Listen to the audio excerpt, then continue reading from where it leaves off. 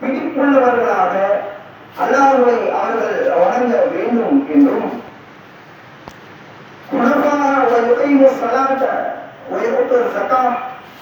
மேலும் தொழுகையை அவர்கள் நிலைநாட்ட வேண்டும் என்றும் மேலும் சக்காத்தை அவர்கள் வழங்க வேண்டும் என்றும் தவிர வேறு எதுவும் அவர்களுக்கு கட்டளையிடப்படவில்லை என்று அல்லாஹ் தன் திருமறை குர்ஆனில் பேசுகிறார். இஸ்லாமிய மார்க்கத்தில் ஒரு மனிதன் லா இலாஹா இல்லல்லாஹ் என்கின்ற கலிமாவை முன்வைத்தவனாக இஸ்லாமிய மார்க்கத்தை ஏற்றுக்கொண்டால் அவனுக்கு அடுத்தபடியாக மார்க்கம் காட்டித் தரக்கூடிய ஒரு அமல் தொழுகை. அதற்கு மார்க்கம் சொல்லக்கூடியது ஜகாத். தொழுகையை பற்றி அல்லாஹ் ரப்பல் ஆலமீன் சொல்லும் பொழுது நேரம் குறிக்கப்பட்ட கடமை என்கிறான். அல்லாஹ்வுடைய தூதர் சொல்கிறார்கள், ஒரு முஸ்லிமிற்கும் முஸ்லிம் அல்லாத அடியாருக்கும் இடையில் இருக்கக்கூடிய வேறுபாடு தொழுகை என்கிறார்கள். இப்படி எத்தனையோ விஷயத்தை தொழுகை குறித்தும் ஜகாத் குறித்தும் அதை சிறப்பித்து முக்கியத்துவப்படுத்தி பேசியிருந்தாலும் அதை விட மிக முக்கியத்துவமாக வணக்கத்தை வணக்க வழிபாடுகளை அல்லாஹ்விற்கு மட்டும் உரித்தாக்கியவர்களாக அவர்கள் வழங்க வேண்டும் என்பதை முதன்மைத்துவமாக அல்லாஹ் பேசுகிறார். தொழுகையை காட்டிலும் ஜகாத்தை காட்டிலும் அதற்கு முன்பாக இந்த இஹ்லாஸை அல்லாஹ் ரப்பல் ஆலமீன் முக்கியத்துவப்படுத்துகிறார். இந்த அளவுக்கு அல்லாஹ் பேசுறாங்க. ஒருவேளை இந்த இஹ்லாஸ் இல்லை, உலக தூய்மை இல்லாமல் ஒரு அமல் நம்மிடத்தில் இருந்தால் அதற்கு என்ன நிலைமை என்பதையும் நம்முடைய மார்க்கம் நமக்கு சொல்கிறது. அல்லாஹ்வுடைய தூதர் சொன்னார்கள், புகாரியுடைய முதல் ஹதீஸ், இன்னமல் அஅமாலு பின்னியாத், செயல்கள் அனைத்தும் எண்ணங்களை பொறுத்துதான் அமைகின்றன. வஇன்னமா லிகுல்லி இம்ரிஇன் மா நவா, ஒவ்வொரு மனிதருக்கும் அவர் எண்ணியதே கிடைக்கும். அவர் என்ன நினைக்கிறாரோ, எந்த நியத்தில் அந்த அமலை செய்கிறாரோ அதுதான் அவருக்கு கிடைக்க போகுது என்று சொல்லிவிட்டு அல்லாஹ்வுடைய தூதர் ஹிஜ்ரத்தோடு இந்த சம்பவத்தை தொடர்புபடுத்தி பேசுறாங்க. உதாரணம் சொல்கிறார்கள், ஒமன் காலத்தில் ஹிஜ்ரத்துஹு இல துன்யா யுஸீபுஹா அவ் இலம் ரைத்தின் யன்கிஹுஹா வ ஹிஜ்ரத்துஹு இலா மா ஹாஜர இலை.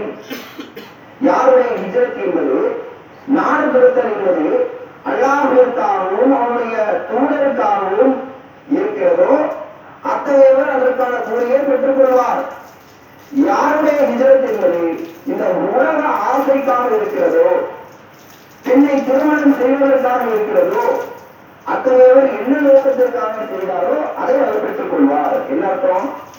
யாரு உலகத்துல ஹிஜ்ரத் செய்யறாரு, ஒரு நாட்டில் வாழ்றார், அந்த நாட்டில் அல்லாஹ்வை வணங்க முடியவில்லை, ஹிஜ்ரத் செய்ய வேண்டிய நிலைமை, ஹிஜ்ரத் செய்யக்கூடிய நேரத்தில் அல்லாஹ்வுக்காக அவருடைய தூதருக்காக அல்லாஹ்வுடைய திருப்தியை எதிர்பார்த்து அவர் ஹிஜ்ரத் செய்திருந்தார் என்று சொன்னால் அதற்கான கூலியை அல்லாஹ்விடத்தில் அவர் முழுமையாக பெற்றுக் கொள்வார். அதே நேரம் உலகத்தில் இந்த நாட்டிலிருந்து அந்த நாட்டுக்கு நம்ம டிராவல் பண்ணோம் அப்படின்னா நல்லா வாழலாம், சுகபோகமா இருக்கலாம், நல்ல பெண்ணை திருமணம் செய்யலாம் என்கின்ற நோக்கத்தில் அவருடைய ஹிஜ்ரத் இருந்தது என்று சொன்னால் என்ன நோக்கத்திற்காக அவர் செய்கிறாரோ அதே அவர் அடைந்து கொள்வார் என்பதை அல்லாஹ்வுடைய தூதர் அவர்கள் உணர்த்தினார். இந்த ரெண்டு விஷயத்தை அடிப்படையாக மனசுல வச்சுக்கோங்க. இஹ்லாஸை மார்க்க முக்கியத்துவப்படுத்துது, அதை முதன்மைத்துவப்படுத்துது. அந்த இஹ்லாஸ் இல்லை என்றால் எந்த ஒரு அமலையும் அல்லாஹ் ஏற்றுக்கொள்ள மாட்டான். இஹ்லாஸோடு ஒரு அமலை செய்தால்தான், இரண்டாவது விஷயம், இஹ்லாஸோடு ஒரு அமலை நாம் செய்தால்தான் அந்த அமலுக்கான கூலி நமக்கு கிடைக்கும். அது அல்லாமல் ஒரு அமலை நாம் செய்தோம் என்றால் அதை என்ன நோக்கத்திற்காக நாம் செய்தோமோ அதுதான் நமக்கு கிடைக்கும் என்கின்ற அடிப்படையை மார்க்கம் நமக்கு தெளிவுபடுத்தி விட்டது. ஒவ்வொரு நபரும் உங்களுடைய உள்ளத்தில் ஆழமான ஒரு விஷயத்தை சிந்தித்து பாருங்கள். என்னுடைய வாழ்வில் நான் எத்தனையோ அமல்களை செய்கிறேன், தொழுகிறேன், நோன்பு நோக்கிறேன், எனக்கு இருக்கக்கூடிய பொருளாதாரத்தை ஏழைகளுக்கு கொடுத்து உதவுகிறேன், அமல்களை செய்கிறேன், குர்ஆனை ஓதுகிறேன், என்னென்ன நாட்காலிகள் இருக்கோ எல்லாவற்றையும் செய்கிறேன். எதற்காக செய்கிறேன்? முழுமையாக இந்த அமல்கள் அனைத்தும் என்னுடைய இறைவனுடைய திருப்தியை பெற வேண்டும் என்பதற்காக இருக்கிறதா, அல்லது இவர் என்னை மெச்ச வேண்டும், இவர் என்னை புகழ வேண்டும், இவரிடத்தில் நான் பாராட்டை பெற வேண்டும் என்று அல்லாஹ்விற்கு துணையாக இணையாக ஒரு பொறுப்பாளனை நாம் ஏற்படுத்திக் கொள்கிறோமா? அடுத்தவரிடத்தில் பெருமையை சம்பாதிக்க வேண்டும், அடுத்தவர் நம்மை புகழ வேண்டும், அடுத்தவர் நம்மை வாரி வழங்கும் வல்லன் என்று சொல்ல வேண்டும் என்பதற்காக அமல்களை செய்கிறோமா? அல்லது முழுக்க இந்த அமலுக்காக என்னுடைய இறைவனிடத்தில் எனக்கு கூலி கிடைத்தால் போதும் என்கின்ற எண்ணத்தில் இருக்கிறோமா? யோசித்து பாருங்கள். உண்மையில் சொல்ல வேண்டும் என்றால் இந்த இஸ்லாமிய உம்மத்தில் பெரும்பான்மையான நபர்கள் செய்வது இல்லை என்பதுதான் நிதர்சனமான உண்மை. நடைமுறை வழக்கில் நான் பார்க்கக்கூடிய உண்மை. தொழக்கூடிய நேரத்தில் பார்க்கலாம், திருவார் சுண்ணத்தை சரியாக தொழுது வருவார். 4 பேர் பள்ளிவாசலில் உட்கார பார்த்தாலும் இங்க அவங்களோட கட்டியில் கட்டுவாங்க, அழகான முறையில் சுற்றுலா 1/2 மணி நேரம் கேட்பாங்க, நிம்மதியா தொழுது முடிச்சிருவாங்க. அதே நேரம் யாருமே இல்லை, வருவார், உட்காருவார், சுண்ணத்தில் இருக்காது. 4 பேர் பார்க்கக்கூடிய நேரத்தில் இருக்கக்கூடிய பாக்கெட்ல 500 ரூபாய் தாழ எடுத்து அடுத்தவருக்கு கொடுக்கக்கூடிய நபர் யாருமே இல்லை என்கின்ற சமயத்தில் யாருக்கும் கொடுக்க மனசு வராது. நான் என்னுடைய வாழ்க்கையில பார்த்த ஒரு விஷயத்தை சொல்றேன். எல்லா விஷயத்துக்கும் ஒரு மேல ஒரு ஊர்ல ஒரு ஜனாசாவுக்கு குளிக்க வந்த வேண்டிய ஒரு நிலை. ஒரு நபர் இறங்கிட்டாரு, குளிக்குள்ள இறங்கிட்டாரு, எல்லாம் உட்கார்ந்து குளிக்க தோண்டிட்டாரு. நம்மளும் எவ்வளவோ பெரிய தியாகம், அந்த வெயில உச்சி வெயில குளிக்க தோண்டி எப்படி கஷ்டப்படுறாரு, அல்ல பெரிய நன்மை ஒரு கொடுக்க போறான்னு நினைச்சோம். உள்ள இறங்கினாலும் மம்பட்டிக்கு முடிச்ச மாதிரி ஒரு போஸ்ட் கொடுக்குறாரு. மேல போன ஒருத்தவர்கிட்ட கொடுத்து ஒரு கிட்ட தெரிகிறாரு. என்னடா என்கிட்ட இன்ஸ்டால ஸ்டோரி பண்ணுமா, வாட்ஸ்அப்ல ஸ்டேட்டஸ் வைக்கணுமா? இதுதான் இன்றைக்கு இஸ்லாத்துடைய உம்மத்துடைய நிலை. முகஸ்துதி ரியா என்பது தலைக்கு மேல் ஏறிவிட்டது. இஹ்லாஸ் என்பது பெரும்பான்மையான நபர்களிடத்தில் இல்லாமல் போய்விட்டது. 4 பேர் பார்க்கையில் அமல் செய்யக்கூடிய நபர்கள் யாருமே இல்லை, அமல் செய்வது இல்லை. மற்றவர் தொழ வேண்டும் என்பதற்காகத்தான் செய்கிறார்களே தவிர அல்லாமல் பாதுகாத்தவர்களை தவிர ஏனையவர்கள் பெரும்பான்மையான நபர்கள் பிறர் பார்க்க வேண்டும், வெற்ற வேண்டும் என்பதற்காகத்தான் அமல் செய்கிறார்கள். ஆனால் இந்த மார்க்கம் இந்த இஹ்லாஸை எப்படி மகத்துவப்படுத்துவது தெரியுமா? உள்ளத்தில் உள்ள தூய்மை என்கின்ற ஒரு பண்பு நம்மிடத்துல இருந்துச்சுன்னா எப்பேற்பட்ட கண்ணியமான ஒரு பண்பு என்று அதை பேசுவது தெரியுமா? ஒரே ஒரு சம்பவத்தை சொன்னால் இஹ்லாஸை இந்த இஸ்லாமிய மார்க்கம் எப்படிப்பட்ட உச்சத்தை நிப்பாட்டது அப்படிங்கிறத புரிந்துக்கிற முடியும். தபூக்குடைய காலகட்டம், தபூக் போர்னா பல முறை கேள்விப்பட்டிருக்க, பல கடுமையான வெயிலில் ஏற்பட்ட ஒரு போர்.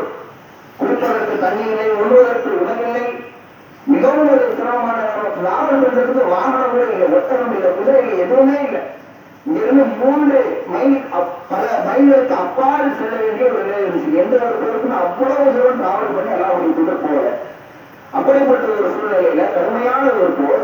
அல்லாஹ்வுடைய தூதர் ஒரு அறிவிப்பு செஞ்சாங்க, வாகனம் நம்மகிட்ட எதுவும் இல்லை, யாருக்கு யார் வாகனம் இருக்கோ அவர்கள் நம்மகிட்ட வந்துருங்க, வாகனம் இல்லாதவர்கள் ஊரே இருந்து போங்க அல்லாஹ்வுடைய தூதர் சொல்லியாச்சு. ஒரு சில நம்பிக்கைகள் ஒன்னா சேர்ந்துட்டு அல்லாஹ்வுடைய தூதர்கிட்ட வர்றாங்க, அல்லாஹ்வுடைய தூதரே வாகனம் எங்கள்கிட்ட எதுவுமே இல்லை, நாங்க என்ன செய்யறது, எங்களை எப்படியாவது கூட்டிட்டு போங்க. அல்லாஹ்வுடைய தூதர் சொல்றாங்க, எங்கள்கிட்ட கொஞ்சம் வாகனம் தான் இருக்கு, வாகனத்துல எப்படி டிராவல் பண்ண முடியும் தெரியுமா? 3 நபர்களுக்கு ஒரு ஒட்டகம், 2 நபர்கள் ஒட்டகத்துக்கு மேல உட்கார்ந்துருப்பாரு, கொஞ்ச நேரத்துக்கு ஒரு நபர் அப்படியே ஒட்டகத்தை கூட்டிட்டு போவோம். கொஞ்ச தூரம் அழகப்பட ஒருத்தர் இறங்கிடுவாரு, நடந்து போனாலும் போயிருக்கிறாரு. இன்னும் கொஞ்ச தூரம் போனதுக்கப்புறம் ரொம்ப நேரம் உட்கார்ந்துருந்தாரு, அவர் இறங்கிடுவாரு, மற்ற 2 பேரும் நடப்பாரு. இப்படியே டிராவல் பண்ணி நாங்க பல தூரம் போக வேண்டியது இருக்கு, உங்களால வர முடியாதுல்ல, எங்களால ஒண்ணு செய்ய முடியாது, அல்ல விட்டாங்க போயிருங்க, உங்க மீது ஒண்ணும் குற்றம் பிடிக்க மாட்டான் அல்ல என்று சொல்லி அல்லாஹ்வுடைய தூதர் அனுப்பி வைத்து விட்டாரு. ஆனா அந்த சஹாபாக்களுடைய உள்ளத்திலிருந்து இஹ்லாஸுடைய சுப்ஹானல்லாஹ், பேர்பட்ட இஹ்லாஸ். அல்லாஹ் ரப்பல் ஆலமீன் அவருடைய இஹ்லாஸை பற்றி சிலாகித்து பேசுகிறான். தன் திருமறை குர்ஆனில் அல்லாஹ் சொல்கிறான், நபியே தமக்கு வாகனம் கேட்டு அவர்கள் உங்களிடம் வந்தபோது உங்களை ஏற்றிச் செல்லக்கூடிய வாகனமானது என்னிடம் இல்லை என்று கூறுகிறே, அத்தகையோர் மீது எந்த குற்றமும் இல்லை, அவர் போருக்கு அவருக்கு வராதுதான் அல்லாஹ் ஒரு நம்பிக்கை போறது கிடையாது. போருக்கு செலவிட தமக்கு எதுவும் கிடைக்கவில்லையே என்ற கவலையால் தமது கண்களில் கண்ணீர் வடிந்தோட அவர்கள் திரும்பி சென்றதை நாம் பார்த்தோம் அப்படிங்கிற அல்லாஹ். இப்படிப்பட்ட இஹ்லாஸ். போருக்கு செல்ல முடியல, சாதாரண போரில் வரலாற்றிலேயே பெரிய போர்ல தபூக் போரை குறிப்பிடுவார்கள். அப்படிப்பட்ட போர்ல தன்னுடைய உயிரை தியாகம் பண்ண முடியலையே, என்ன கவலை அவங்களுக்கு, என் உயிரை விட முடியலையே அப்படிங்கிற இஹ்லாஸ், உல தூய்மைக்காக கண்ணீர் வரைந்தோடு அவர்கள் திரும்பி செல்கிறார்கள். இப்படிப்பட்ட இஹ்லாஸ் அவர்களிடத்தில் இருந்ததன் காரணமாக அல்லாஹ்வுடைய தூதர் அவர்களை இஸ்லாமித்து பேசுகிறார்கள். அவர்கள் நம்மோடு இல்லை, ஆனால் ஒவ்வொரு மலை கணவாய்களையும் நாம் கடந்து செல்லும் பொழுதும், ஒவ்வொரு பள்ளத்தாக்கை நாம் கடந்து செல்லும் பொழுதும் அவர்கள் நம்மோடு தான் இருக்கிறார்கள். உடலவில் அவர்கள் அங்கே இருக்கலாம், உள்ளத்தளவில் நம்மளோடு இருக்காங்க. நமக்கு நமக்கு ஒவ்வொரு இடத்தையும் டிராவல் பண்ணும் போது எப்படிப்பட்ட கூலியை எல்லாம் நமக்கு தருவானோ அப்படிப்பட்ட கூலியை ஊரில் இருக்கக்கூடிய அவர்களுக்கும் கொடுப்பான்னு அல்ல அல்லாஹ் அப்படி இப்போது சொல்றாங்க. இஹ்லாஸ் கிடைக்கக்கூடிய வெகுமதி புரியுதா? எந்த அவ்வளவு செய்யலைங்க, உள்ளத்துல தூய்மை இருந்துச்சு, என்னுடைய இறைவனுக்காக நான் அமல் செய்ய வேண்டும் என்ற ஒரு எண்ணம் இருந்துச்சு. அந்த எண்ணத்திற்காக அல்லாஹ் கொடுக்கக்கூடிய கூலி எதுவுமே செய்யாதாரோ பேர் செஞ்சு நன்மை அல்லாஹ் கொடுக்கலாம் அப்படின்னா இஹ்லாஸுடைய வெகுமதி புரிய நமக்கு. இன்னொரு சம்பவத்தை கூட உதாரணமாக சொல்லலாம். அல்லாஹ்வுடைய தூதர் சொன்னார்கள், ஒரு மனிதர் சாலையில நடந்து கொண்டு போகிறார். கடுமையான தாகம் அவருக்கு ஏற்படுது.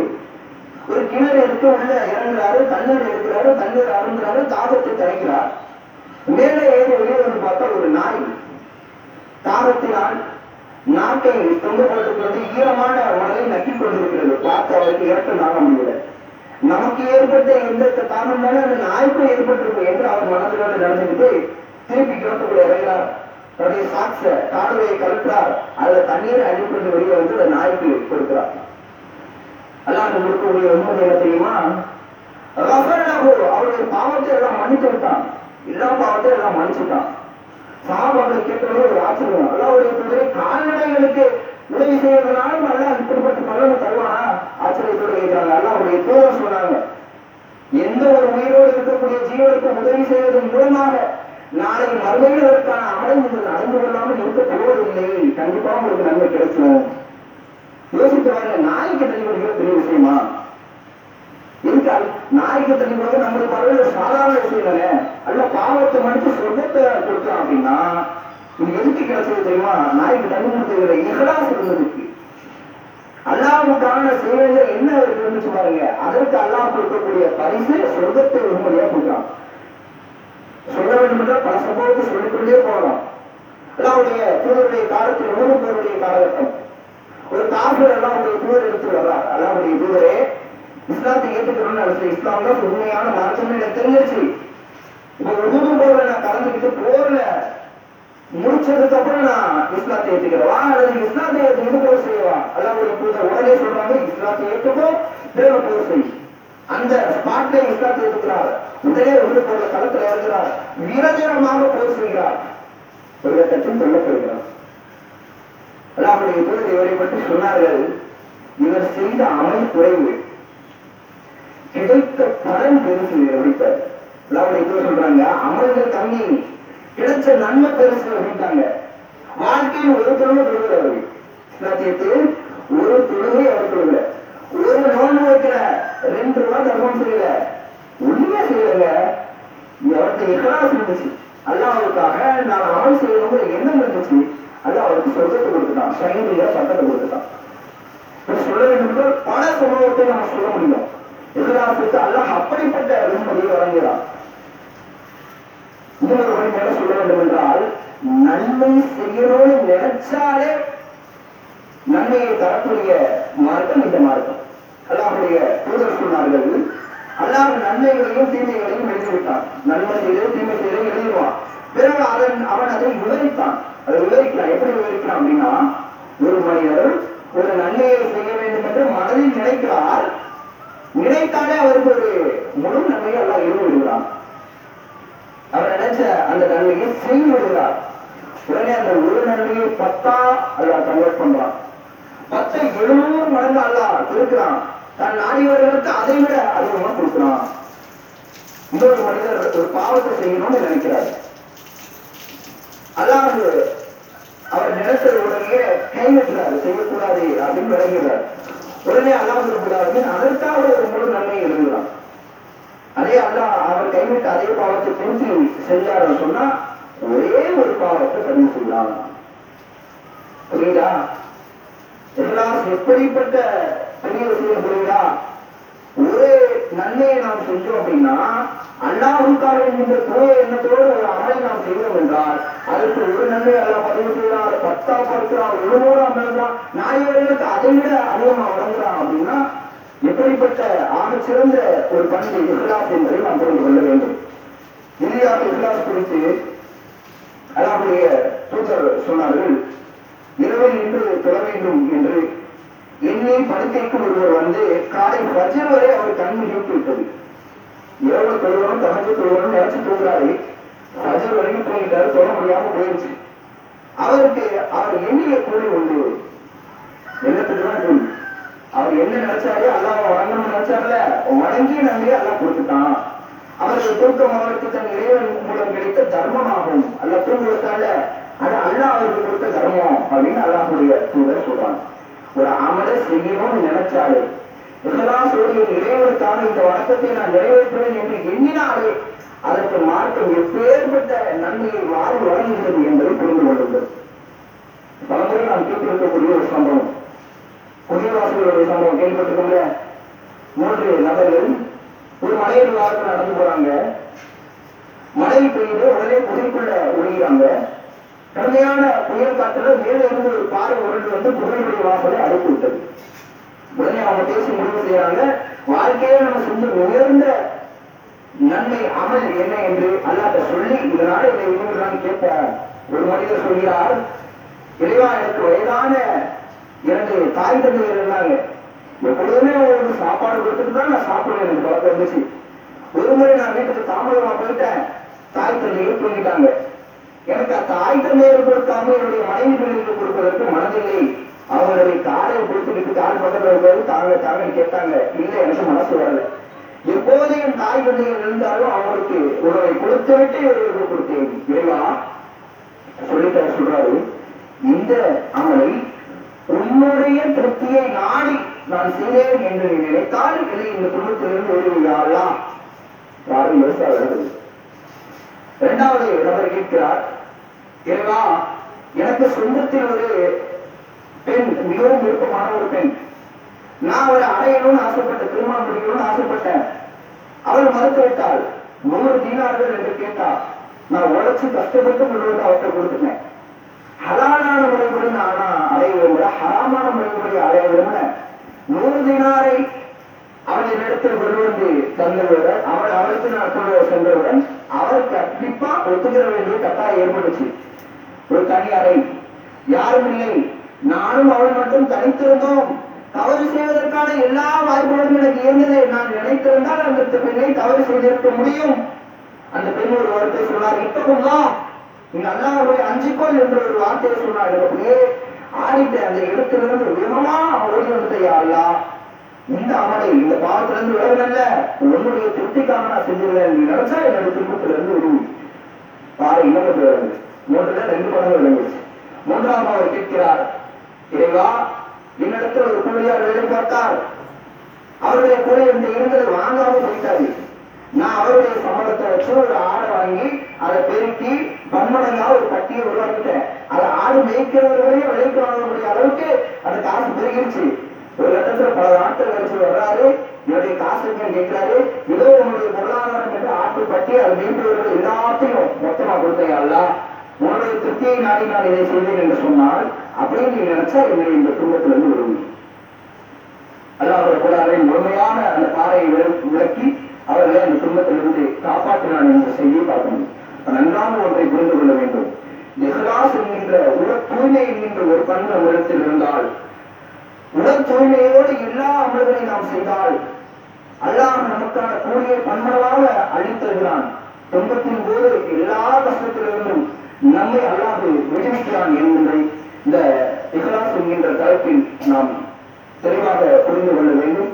எந்த ஒரு அமலை செய்வதாக இருந்தாலும் இஹ்லாஸோடு செய்யக்கூடிய ஒரு நன்மக்களாக அல்லாஹ் ரப்பல் ஆலமீன் உங்களையும் என்னையும் ஆக்குவானாக என்று கூறி என்னுடைய இந்த முறை முடிவு செய்கிறேன்.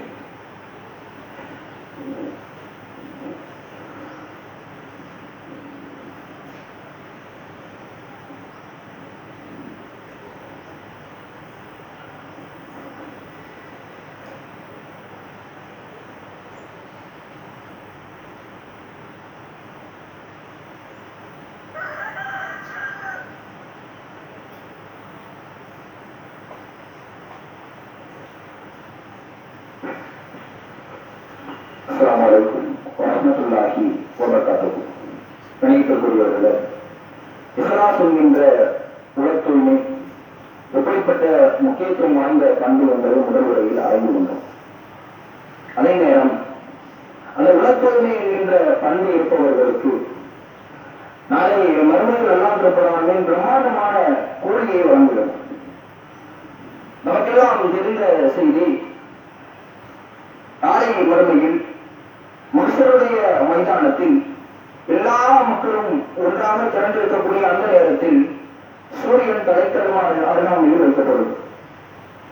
அல்லாஹ்வுடைய அரசுடைய நிழலை தவிர எந்த நிழலும் அந்த மனுஷரில் இருக்காது. அல்லாத அந்த நிலையில் வெறும் 7 சாராருக்கு வழங்குகிறான் என்று அல்லாஹ் சொன்னார்.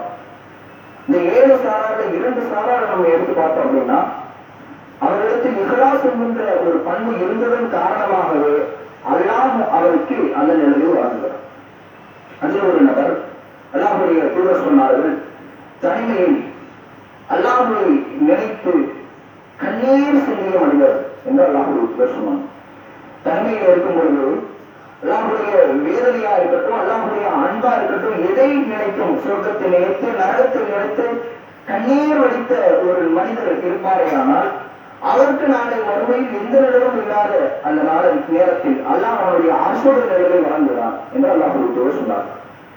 இன்னொரு மனிதர் அல்லாஹ்வுடைய தூதர் சொன்னார்கள், தான் வழக்கை செய்யக்கூடிய தர்மம் இடத்தை கூட அறிய முடியாத வகையில் ரகசியமாக தர்மம் செய்த ஒரு மனிதருக்கு அல்லாஹ் அரசுடைய நிலை நாளை மறுமையில் வழங்குகிறான் என்றார்.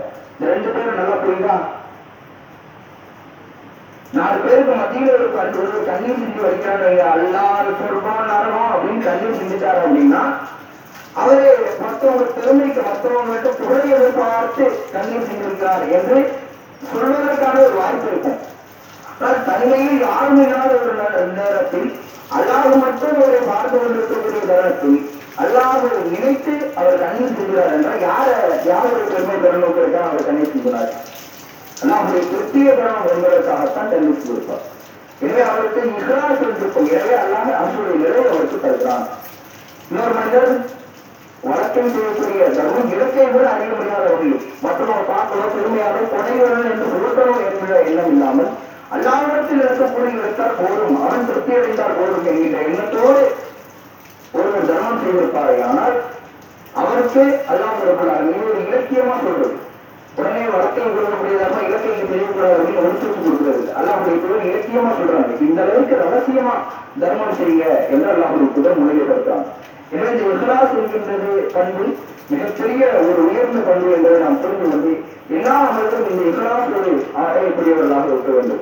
அதே நேரத்தில் இறுதியாக அல்லாஹ்வுடைய தூதர் சொன்ன ஒரு நபிமொழியை ஞாபகம் வருகிறேன், இன்னல்லாஹ லா என்று இல்லா சொல்லுக்கும் அவ்வாடிக்கும். அல்லாஹ் உங்களுடைய தோற்றங்களையோ உங்களுடைய செல்வங்களோ பார்ப்பதே இல்லை. எதை பார்க்கிறான்? உலகி என்று இல்லா குலூபிக்கும் ஆழ்வாடிக்கும். உங்களுடைய உள்ளத்தை, அதனுடைய எண்ணத்தை, அதனுடைய இஹ்லாஸை, அதன் மூலம் வெளிப்படக்கூடிய அமலை அல்லாஹ் பார்க்கிறான் என்று அல்லாஹ் சொன்னாங்க. வெறுமனே அல்லாஹ் அமலை மட்டும் பார்க்கிறது இல்லை, இந்த அமலை எதற்காக செய்யறான், எனக்காக செய்யறானா, வேற யாருக்கு செய்யறானா என்பதை ஆராய்ந்துதான் அல்லாஹ் அதற்கான கூலியை வழங்குகிறான் என்பதை புரிந்து கொண்டு எல்லா அமல்களையும் இஹ்லாஸோடு நாம் அமைத்துக் கொள்ள வேண்டும். இந்த ரமலானுடைய மாதம் முழுக்கவும் இஹ்லாஸ் இடத்தில் இருந்திருக்கும். அல்லாஹ்வை நினைத்து இரவில் நம்முடைய தூக்கத்தை எல்லாம் தானும் மற்ற நேரத்தை வரலான தொழிலை கொள்வதற்கு கூட சிரமமாக இருந்திருக்கும். ஆனால் அந்த ரமலானுடைய மாதத்தில் அல்லாஹ்வை நினைத்து இரவு தொழிலை கலந்திருக்கார். யோசித்து பாருங்கள். ஆனால் ரமலானுடைய மாதம் முடிந்துவிட்டது என்று சொன்னால் யாருக்கு அந்த அமல்கள் தொடரும் என்றால், யார் இஹ்லாஸோடு இந்த ரமலானுடைய மாதத்தை கழித்தார்களோ, இந்த தொழுகைகளை இஹ்லாஸோடு செய்தார்களோ, அத்தகையவர்களுக்கு ரமலான் முடிந்ததற்கு பிறகும் தொழுகை விடுவதற்கான வாய்ப்புகள் இருக்காது. இப்பேற்பட்ட இக்கட்டான சூழலையும் தொழுகையை நிறைவு செய்ய வேண்டும் என்கின்ற இஹ்லாஸ் இந்த ரமலான் நடத்திய அவருக்கு பாடம் ஏனைய நாட்களில் வெளிப்படும் என்பதை புரிந்து கொண்டு எல்லா அமல்களையும் இஹ்லாஸோடு செய்யக்கூடிய நன்மக்களாக அல்லாஹ் நம்மளையும் நினைவாக்குவானவர்கள் கூறி என்னுடைய உரையை நிறைவு செய்கிறேன். وآخر دعوانا الحمد لله رب العالمين. السلام عليكم ورحمة الله.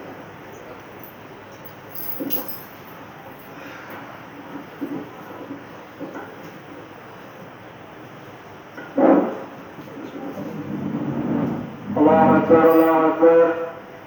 أشهد أن لا إله إلا الله وأشهد أن محمدا رسول الله. حي على الصلاة حي على الفلاح. قد قامت الصلاة قد قامت الصلاة.